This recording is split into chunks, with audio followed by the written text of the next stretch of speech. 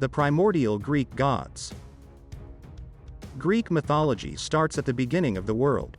The Greek gods that existed then were the primordial gods. The famous work of Hesiod, called Theogony, meaning birth of the gods in Greek, presents a complete cosmogony. Natural forces are personified in the most basic components of the cosmos or gods. According to Hesiod, in the beginning there was chaos. Chaos was the personification of the absolute nothingness, an immense, dark void from which all of the existence sprang. Out of chaos came Eros, the god of love and procreation. We can see that ancient Greeks considered love as one of the most fundamental powers in the world. Then Tartarus was born, a dark place like the abyss and the original god of the underworld. Goddess Gaia then followed, the personification of earth. Erebus, the god of darkness, and Nyx, the goddess of the night, were also born from chaos. From Gaia came Aerea, the god of the mountains, Pontus, the god of the sea, and Uranus, the god of the heavens. The Titan gods. According to Greek mythology and the ancient Greek religion, the Titans were the pre-Olympian gods. Their parents were Gaia, Mother Earth, and Uranus, god of heavens. They had two other species as siblings, born also from the union between Gaia and Uranus: the Hecatoncheires, meaning hundred-handed ones, and the Cyclops, meaning circle-eyed.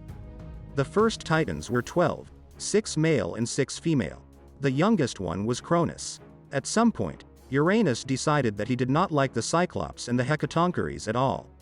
He considered them too ugly and too powerful, so he imprisoned them in Tartarus, the depths of the underworld. Gaia, the mother of the Cyclops and Hecatoncheires, did not like how Uranus treated her children.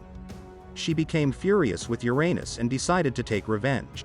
She asked her other children, the Titans, to cut Uranus' genitals and overthrow him. The Titans were too afraid to do that, except one, the youngest of the 12, Cronus.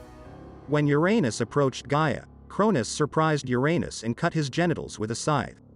Cronus with his action had separated Uranus, the heavens, and Gaia, the earth. From the drops of Uranus' blood that fell on Gaia, the Erinyes, Furies, the Malii and the giants were born. The Erinyes were deities of vengeance.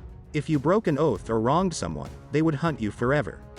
The Malii were nymphs of the trees, beautiful and gentle deities. The giants were creatures of immense strength and very aggressive. With Uranus defeated, Cronus freed his siblings from the dark Tartarus and the Titans became the new Greek gods. They immediately recognized Cronus as their leader and ruler of the cosmos and helped him consolidate his power.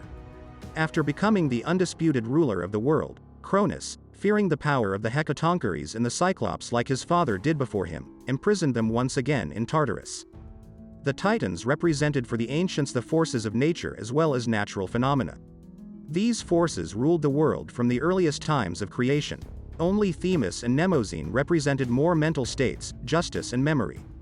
During the battle of the gods that followed, the so-called Titanomachy, Themis and Mnemosyne were the only two of the first Titans that did not side with their siblings in their war against the Olympians, and continued their course alongside the Olympian gods. When Rhea became pregnant with the first child of Cronus, Uranus prophesied that Cronus' children will overthrow him as he overthrew Uranus. When Rhea gave birth to their first child, Hestia, Cronus could not get Uranus' prophecy out of his mind. Overcome with fear and madness, and trying to avoid the fate his father had, he swallowed the newborn. The same happened to their next 4 children. Cronus devoured all 5 of his newborns. The only one who survived was the 6th and youngest child, Zeus. Rhea tricked Cronus into eating a rock instead of the baby and left Zeus to the island of Crete, to be raised away from his mad father. Zeus grew older and stronger and eventually sought to free his siblings, leading to the epic battle between the Titans and the Olympians, who the latter eventually won, thus overthrowing the previous generation of Greek gods.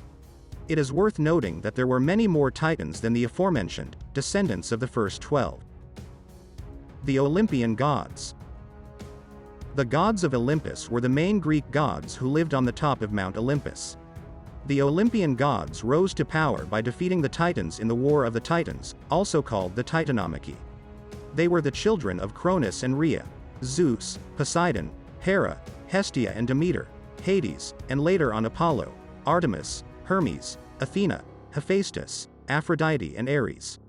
Over the years, the demigod Dionysus became part of their group on Olympus.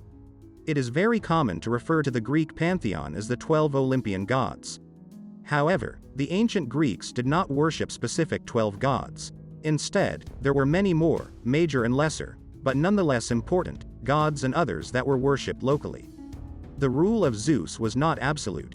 To obtain it, Zeus and his kind had to wrestle with the Titans and then with the giants.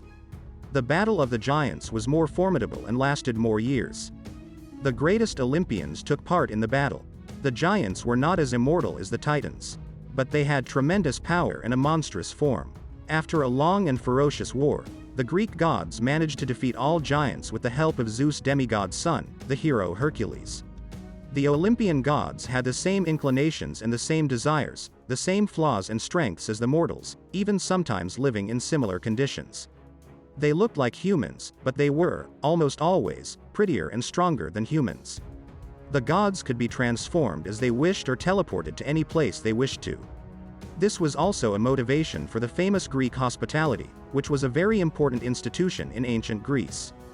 The Greeks would always welcome with special joy any foreigner, who could, after all, be a god in disguise. As can be seen from many myths, the gods of the Greeks were not indifferent to humans. On the contrary, they often came in contact with them, traveling secretly, transforming themselves into ordinary people, rewarding the good and punishing the unjust. The gods did not find a better way to be happy than to live as humans. But they were freed from two great sufferings of mankind: the fear of deprivation and the fear of death. Indeed, the privilege of the gods is carefree. They never think about illness, old age, death. The nectar, the wine of the gods, and the ambrosia, the divine food of Olympus, ensure beauty, health and happiness for the immortals. The immortal Greek gods settled on the peak of Olympus. There, they built their divine palaces, and from there they looked upon the whole world. The ancient Greek religion is based on wisdom. People admired the gods immensely, without envying them. Famous temples were built for them and famous works of art were inspired by them. The gods reflected the ideals of the ancient Greek people. The full list of the Olympian Greek gods: Zeus, Demeter, Poseidon, Hades, Hera, Apollo, Artemis, Aphrodite, Ares, Hephaestus, Hermes, Athena, Dionysus, goddess Hestia.